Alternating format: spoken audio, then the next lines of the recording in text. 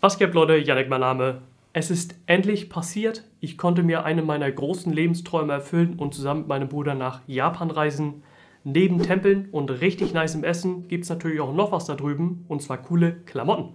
Man munkelt, dass ich da ein paar geile Deals gefunden habe, die ich euch in diesem Video mal zeigen möchte. Ich will euch gar nicht zu lange auf die Folter spannen, deswegen fangen wir direkt an mit der CCP HK06 Shorts. CCP aka Crazy Character Print ist eine kleine, aber sehr feine Marke aus Japan mit dem Fokus auf funktionaler Kleidung für den Alltag. Deren Office ist ca. 20 Minuten zu Fuß von der Akihabara Mainstation entfernt, aber ihr könnt deren Sachen auch bei Aris kaufen, das ist ein Retailer in Berlin, die kriegen immer mal wieder ein paar Pieces von denen rein. Bevor ich auf das Piece selber eingehe, hier noch ein paar Worte zu dem Store und zu den Leuten. Und zwar sind das ganz liebe Menschen, wirklich. Ich war an einem Feiertag da und wurde selbst dann mit offenen Armen von der Frau des Designers empfangen. Das ist hier einmal die Frau, die den Shop sozusagen leitet und die Sachen verkauft. Und oben ist dann der Mann, also der Designer unterwegs, der sich dann wirklich um die Entwicklung der jeweiligen Kleidungsstücke kümmert. Man sieht ihn auch immer mal wieder in den Reels bei Instagram zum Beispiel. Man merkt eigentlich auch sofort, was für eine Leidenschaft die beiden für ihre Kleidung haben. Also sie war komplett dripped out in CCP und er natürlich auch. Sie hat sich mehr um mich gekümmert und dann mir die Sachen gezeigt und anprobiert und den ganzen Kram. Er hat mir kurz Hallo gesagt, so, ich war auch der Einzige vor Ort. Der Designer kam gut runter, meinte, jo, hier, hallo, und ist dann wieder hoch und hat dann sozusagen weiter designt. Aber wirklich, ja, ganz liebe Menschen, haben sich wirklich super viel Mühe gegeben, mir die Pieces zu zeigen, zu erklären. Auch wenn ich Fragen hatte, selbst auf Englisch, ging das super gut. Also die haben sich wirklich sehr bemüht, Englisch zu reden und haben sich auch immer für Fehler sozusagen entschuldigt, was relativ normal ist für Japaner. Also es war super, also ganz knuffige Leute wirklich. Und ich konnte da wirklich alles anprobieren. Und als wirklich großer Bonus sozusagen, als ich dann die Sachen anprobiert habe, wollte sie noch ein Foto von mir machen. So, dann dachte ich, ja, okay, ja, sure, why not. Haben wir ein paar Fotos gemacht auf der Straße und bumm, bin ich auf deren Instagram-Page gelandet. Ja, super coole Überraschung und ein richtig cooles Erinnerungsstück irgendwie, dass ich sozusagen dann auf der Instagram-Seite dieser Marke drauf bin, mit der Shorts, die ich dann auch gekauft habe. So, deswegen ja, also kann ich wirklich von der menschlichen Perspektive, kann ich diese Marke wirklich nur empfehlen. Nun rede ich aber endlich über die Shorts selber, und zwar hat die 165 € gekostet, ist hier in, ja, ich würde sagen so eine Olivgrün-ish, es ist ein schweres Grün, also ich kann es nicht wirklich beschreiben, was für ein Grün das hier ist, aus einem Polyester-Baumwolle-Mix, der für warme Temperaturen insane ist. Also das ist wirklich, da waren Wasserflecken drauf und ihr müsst wissen, August, September, Japan, sehr warm. Also meistens waren es 30 Grad, wenn nicht sogar mehr, als wir da waren. Und da kam ein Wasserfleck rauf. Innerhalb 2 Minuten war das Ding getrocknet. Da hat man nicht mal mehr gesehen, dass da irgendwie ein Fleck drauf war oder sonstiges. Also wirklich ganz cooler Stoff. Er fühlt sich ein bisschen rau an am Anfang. So ein bisschen, ja, ein bisschen steif würde ich fast schon sagen und ein bisschen rau an der Haut. Aber ist trotzdem wirklich unglaublich atmungsaktiv. Und dadurch hat er halt auch eine coole Struktur. Er fällt nicht einfach nur wie eine Wollhose sozusagen, sondern hat auch eine coole Struktur und gibt der Hose sozusagen ihre Form. Dadurch, dass die Durchschnittsgröße der Japaner natürlich deutlich unter dem der Europäer liegt, ist die Shorts auch hier deutlich kürzer, als ich es normalerweise gewohnt bin, was mir als 1,70 Person mega entgegenkommt. Das Problem, was ich bei kurzen Hosen habe, ist, dass sie meistens über meine Knie rübergehen und dann sieht es so aus, als hätte ich Beine von 2 cm Länge. Das Ding hier liegt aber genau über meinen Knien, was die Proportion wirklich sehr gut macht. Das Taschenlayout ist ja auch sehr interessant gewählt und super gut für den Alltag geeignet. Und zwar hat man links und rechts Drop Pockets, da kann man dann einfach sein Handy reinpacken, ein kleines Portemonnaie oder whatever, heißt Taschen, die offen sind und nicht extra nochmal einen Reißverschluss haben. Aber dann gibt es noch 2 Reißverschlusstaschen, die jeweils vorne und seitlich / hinten sozusagen diagonal angebracht sind. Wirklich sehr cool, mega viel Stauraum. Die vorne habe ich ein bisschen gemerkt, okay, da muss man ein bisschen aufpassen mit größeren / schweren Sachen, weil dann sieht man halt direkt vorne, also von vorne, wenn man sozusagen auf die Hose oder auf die Person drauf guckt, dass halt da irgendwas Großes, Klobiges sozusagen in der Tasche ist. Deswegen habe ich meistens zum Beispiel mein Handy dann, wenn ich es mal eine längere Zeit nicht gebraucht habe, in die hintere Seitentasche sozusagen gepackt. Aber wirklich auch sehr cool, also wirklich ganz leichtgängige Zipper, alles natürlich YKK, natürlich, was auch sonst. Und ja, aber die Drop Pocket wirklich ein Game Changer. Also ich hatte die erst an, das erste Mal, und dachte ich so, ja, wo soll ich denn jetzt mein Handy hin tun? Weil ich die Drop Pocket erst nicht gefunden hatte. Und dann habe ich ein bisschen geguckt, Drop Pocket gesehen und mega cool. Vor allem ist die nicht so tief, dass man jedes Mal mit der ganzen Hand sozusagen rein muss, um sein Handy rauszuholen, sondern das Handy steht so ein bisschen vor. Man hat halt super schnell Zugriff darauf. Sehr, sehr cool gelöst. Der Verschluss ist hier auch relativ einzigartig. Also ist eine coole Lösung, die ich so noch nicht gesehen habe. Und zwar ist es einfach eine Plastikschnalle, die dann enger gezogen wird mit einem Drawcord einfach. So. Simpel, aber effektiv. Heißt, wenn ihr die Hose mal ausziehen möchtet oder müsst für Toilette oder whatever it may be, geht das Ganze relativ fix und auch anziehen bzw. festschneiden geht relativ fix und man kann das halt, ja, wie soll ich sagen, je nach Figur auch anpassen. Also der Stoff ist Two-Way Stretch, by the way, heißt, er dehnt sich nur von links nach rechts, heißt in dem Sinne horizontal, heißt nicht vertikal. Horizontal heißt Two-Way Stretch. Heißt, der Bund ist generell schon stretchy, heißt, da seid ihr schon mal relativ variabel, auch wenn ihr ein bisschen mehr Gewicht drauf habt, wie ich zum Beispiel, oder ein bisschen weniger, ist da überhaupt kein Ding. Und wenn ihr das Ding dann noch trotzdem noch mal enger ziehen müsst, habt ihr halt noch diesen frei verstellbaren Drawcord. Wirklich sehr, sehr coole Lösung, kann diese Marke nur empfehlen. Danke hier nochmal an den guten Mego aus dem Discord, der hat mich vor dem Japan-Urlaub nochmal daran erinnert, da vorbeizuschauen. Und das ist wirklich eine der besten Erinnerungen, die ich glaube ich an diesem Urlaub habe.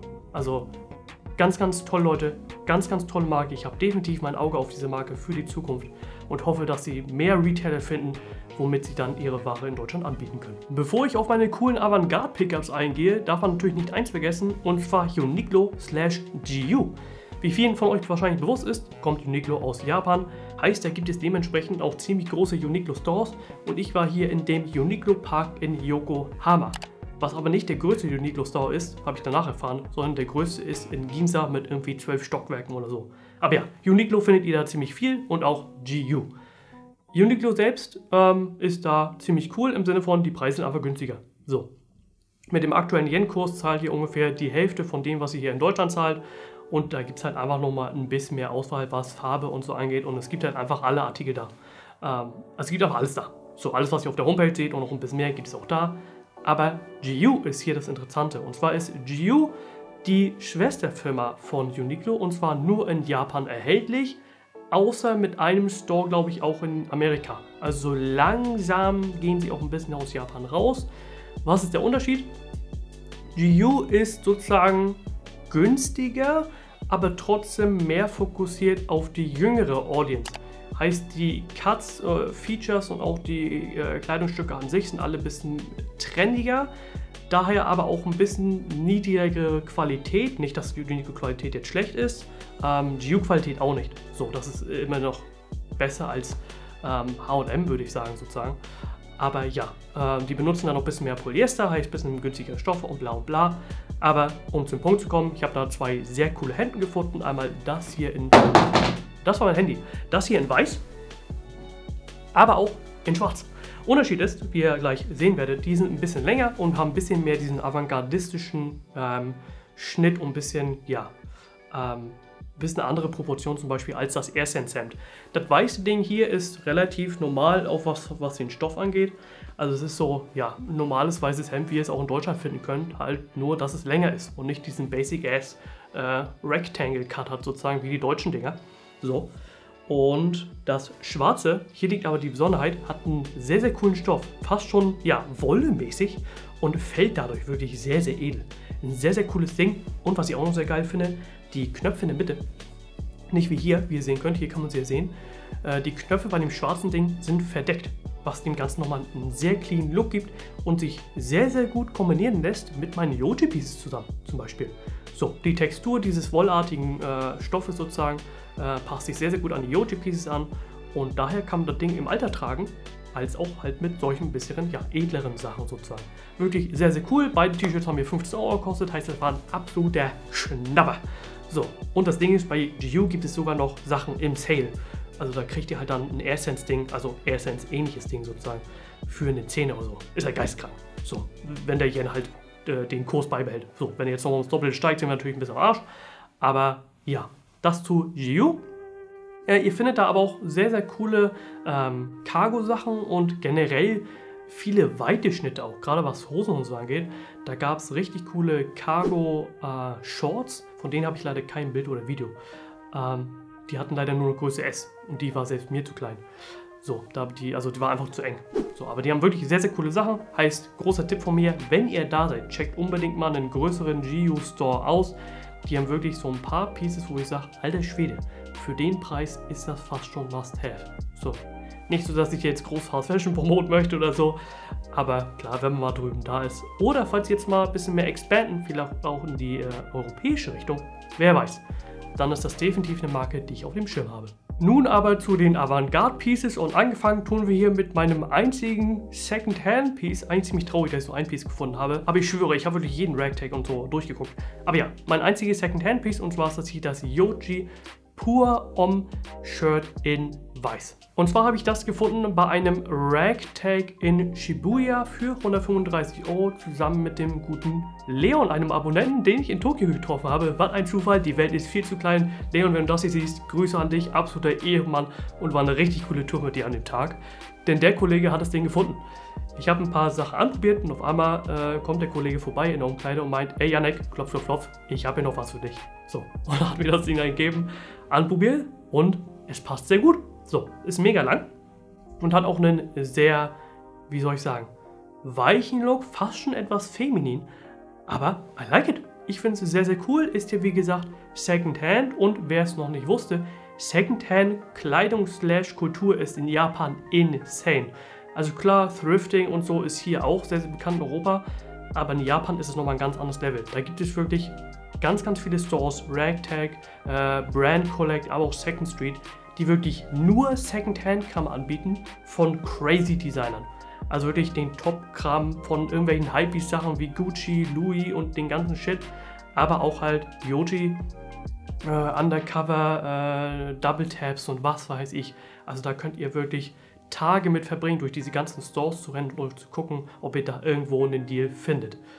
Was Yohji anging, hatte ich mir eigentlich ein bisschen mehr erhofft, aber ich glaube, wenn da neue Yohji-Sachen reinkommen in diese Second-Hand-Stores, sind die guten Sachen auch relativ schnell weg.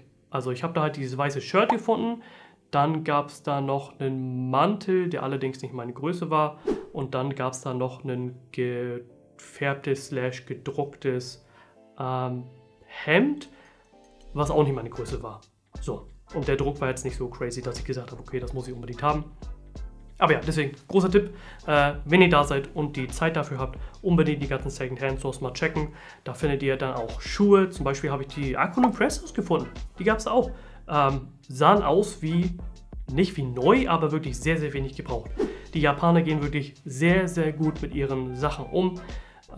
Nicht nur was Kleidung angeht, auch Technik, Videospiele, whatever it may be. Deswegen, großer Geheimtipp, Second-Hand-Sachen, guckt sie euch an.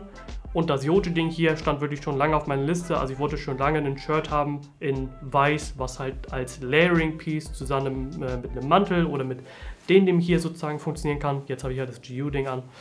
Aber ja, habe ich gefunden. Kleiner Defekt war allerdings da, und zwar ist da ein kleiner Fleck hier unterm Arm sozusagen.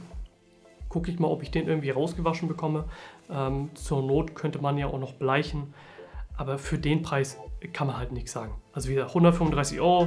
In den meisten Stores bekommt ihr dann auch Tax Off, heißt die japanische Mehrwertsteuer von 10% wird euch abgezogen, weil ihr ja aus dem Ausland kommt. Da könnt ihr wirklich gute Deals finden. So. Allerdings diese ganze Tax Off Regel soll wohl 2025 auch geändert werden. Ich weiß nicht ganz, wie sie das ändern wollen, aber ich bin sehr gespannt. Weil, kurze Erklärung dazu, sie hatten in der Vergangenheit halt den Prozess, dass wenn man etwas mit Tax-Off kauft, heißt Tax-Free, steuerfrei, dann geht man zum Flughafen danach, weist vor, okay, guck mal, ich habe dieses Piece Tax-Off gekauft, und dann bekommt man die 10% dann beim Flughafen zurückerstattet auf seine Kreditkarte, Konto oder whatever. So, das haben sie jetzt geändert darauf, dass man direkt im Store schon den Rabatt kriegt. Und jetzt wollen sie es 2025 aber wieder ändern, weil sie gemerkt haben, yo, Leute kaufen halt Sachen Tax-Off in Japan selbst und verkaufen es dann in Japan weiter, was natürlich nicht der Fall sein soll. So, also dann kommen halt Leute, nicht wie ich, aber Leute aus dem Ausland an, kaufen Sachen für sehr viel Geld mit 10% off und verkaufen dann teurer an Japaner weiter, so damit sie halt Gewinn machen, was ja auch nicht Sinn der Sache ist. So, deswegen wollen sie es 2025 ein bisschen ändern. Aber ja, zurück zum Shirt. Sehr lang, sehr weich, sehr cool, cool zum Layering. Und zusammen mit meinem anderen Piece, welches ich als letztes vorstelle, funktioniert das Ding auch nochmal umso besser. Bevor wir aber zu diesem letzten großen Piece kommen, und zwar ja mein größter Kauf, den ich glaube ich im Ausland getan habe, gibt es noch ein Piece, und zwar den Wrap Layered Skirt von Not Conventional. Not Conventional, eine Marke, die ich vorher noch nie gehört habe und in Japan entdeckt habe. Das ist eine, ja, wie soll ich sagen, Avantgarde-Marke mit sehr affordable prices. Heißt, wir reden hier von maximal 200 Tacken-ish für die großen Pieces. Und deren Look ist so, wie soll ich das beschreiben? Eine Mischung aus Tradition mit einem avantgardistischen Touch. Also sie haben sowas wie Hakama-Pants, was halt eine traditionelle japanische Hose ist. Sie haben die normalen langen Shirt sozusagen, sie haben halt Röcke und so, aber irgendwie mit einem, ja, immer avantgardistischen Twist.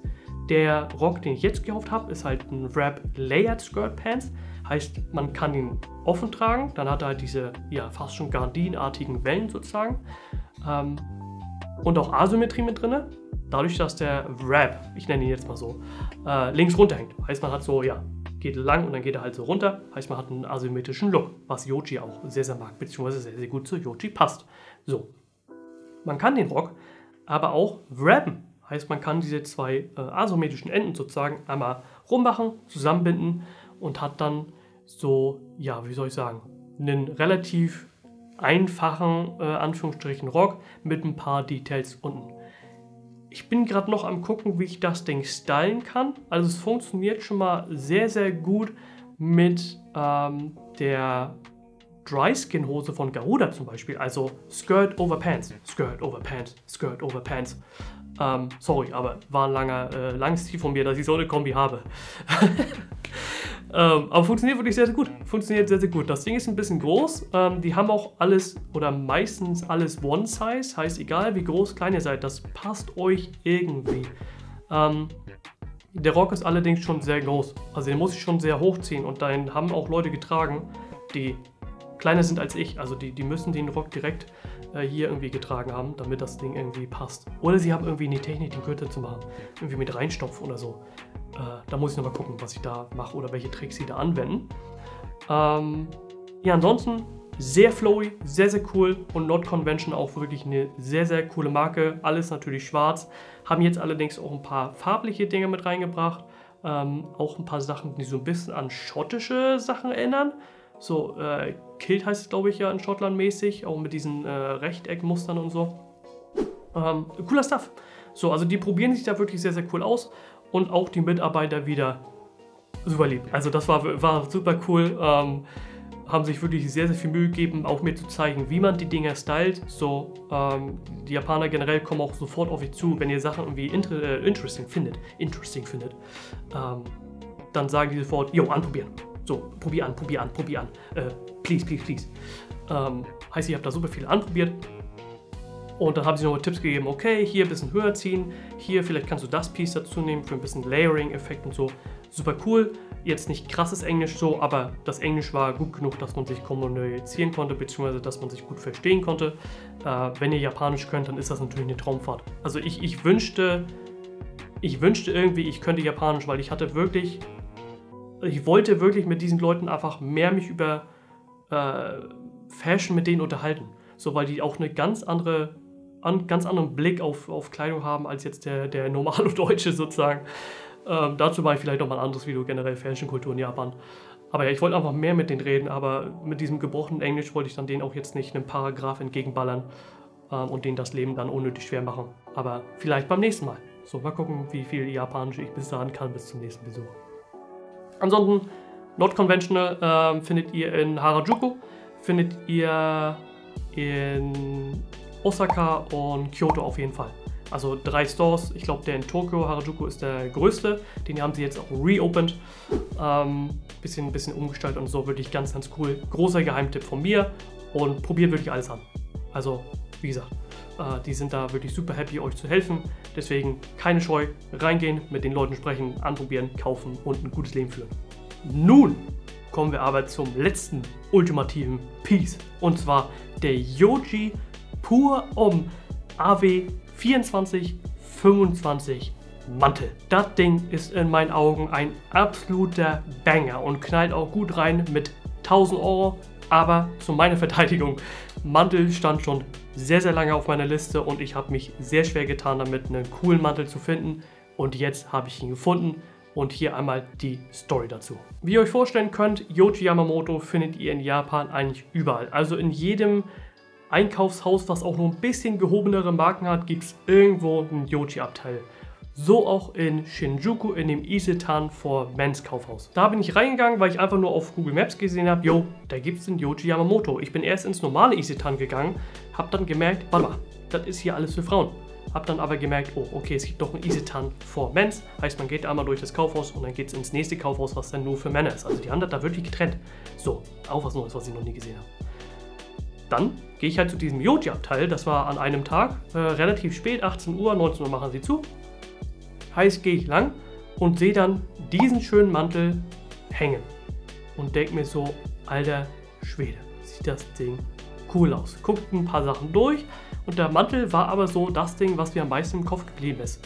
Dann kam da sofort auch der nächste Mitarbeiter zu mir gesprintet und meinte dann, hey yo, möchten Sie anprobieren? Auch ganz, ganz liebe Leute, also falls irgendwer von euch dieses Video sieht und auf Englisch übersetzt oder whatever, vielen, vielen Dank. Also es war, die Experience, die ich bei diesem Yohji-Abteil gemacht habe, war super cool. Ihr seid wirklich alles super coole, super nette Leute und kennt euch wirklich sehr, sehr gut aus mit dem Kram. Also ich bin dann hin, habe mir den Mantel angeguckt. Und dann kam direkt der Mitarbeiter dann ran und meinte, hey, möchtest du anprobieren? Und ich meinte, ja, nee, erstens bin ich super zugeschwitzt und zweitens macht ihr in 15 Minuten zu. Ich komme morgen nochmal vorbei. Gesagt, getan, am nächsten Tag vorbeigekommen, habe den Mantel dann anprobiert und dachte mir so, ja, sieht gar nicht mal schlecht aus. War allerdings noch ein bisschen, ja, nicht hundertprozentig überzeugt. Heißt, er hat das dann gesehen und meinte, hey, zieh nochmal die Hose hier an. So, hat er mir gesagt, okay, hier 3 Hosen, welches möchtest du anprobieren? Hier Balloon Pants, auch von Yohji, natürlich, was auch sonst. Probier die mal an. Und habe die anprobiert. Super cooler Look. Super cooler Look. Dann meint er hier noch Pantoffeln von Yohji, irgendwelche so eine Lederpantoffeln oder so, die sie da einfach random mit Umkleide hatten. Hier, zieh an und guck an. Rausgekommen aus Umkleide und er meinte sofort, yo, sieht cool aus. Er meinte, Yohji-Style. Kann ich mir genau tun. Super cooler Dude. Super, ganz lieb. Und dann dachte ich so, yo, aller Schwede. Die Hose sah aber auch cool aus. So, Balloon Pants, wer sie nicht kennt, das sind so Pants, die halt ein bisschen ja, weiter oben sind und dann ein bisschen enger unten zusammengehen. Und der coole Twist hier bei der Hose war, dass halt von vorne war es ein Hosenlook, von hinten war es der Mantellook. Heißt, hinten hing das runter wie so ein Mantel und vorne war halt Hosenlook. Super cool. Und dann meinte er, ja, was möchtest du? Möchtest du kaufen? Wie sieht's aus? Möchtest du was anprobieren? So? Und dann war ich so, ja, irgendwie ist beides cool, Mantel und Hose. Heißt, ich muss wieder irgendwie nochmal entscheiden. Hab dann die Bilder gemacht und so, die ihr jetzt auch gesehen habt. Und meinte dann, jo, ich muss nochmal drüber schlafen, weil es ist sehr, sehr viel Geld. Ich komme nochmal an einem anderen Tag wieder. Wieder gesagt, getan. Am nächsten Tag bin ich dann wieder gekommen. Hab dann nochmal den Mantel anprobiert, nochmal mit einem anderen Mitarbeiter gesprochen, der auch nochmal mir gezeigt hat, wie man den stylen kann, mit dem oben den Kragen zu machen, generell den Mantel zu machen, ein bisschen umkrempeln und so, damit das nicht ganz so krass oversized aussieht. Und ja, hab dann den Trigger gepullt, hab das Ding gekauft und ich bin ganz ehrlich, die erste Stunde danach habe ich mir gedacht, was hast du gerade getan? Also, wieso hast du gerade so viel Geld für einen Mantel hingelegt? Das ist immer so ein Ding bei mir bei Fashion Pieces. Wenn ich mir Sachen kaufe, die ich dann direkt danach nicht tragen kann, ist immer so dieses, okay, hast du jetzt das Richtige gekauft? Dann kam mein Bruder aber noch und meinte, ey, yo, hast einen richtig coolen Mantel und sieht richtig cool aus. Und hast jetzt was von deiner großen To-Do-Liste sozusagen abgehakt. Und jetzt, wo ich ihn hier auch anziehen konnte, öfter jetzt schon mal tragen konnte, super zufrieden mit dem Ding. Ist alles aus Wolle, wie von Yohji Yamamoto Pure Om, heißt, das ist hier die wirkliche Mainline, alles von Yohji selbst auch designt. Ich habe da auch ein bisschen mit den Mitarbeitern natürlich über Yohji selbst geredet, in einem anderen Yohji Store nochmal in Ginza. Mein Geheimtipp auch, wenn ihr Yohji angucken wollt, geht zu Ginza. Die haben da wirklich ein ganz, ganz großes Yohji-Abteil. Super lieb auch die Leute, bisschen mit denen dann unterhalten und wieder was dazugelernt. Also sehr, sehr viel über die Marke gelernt.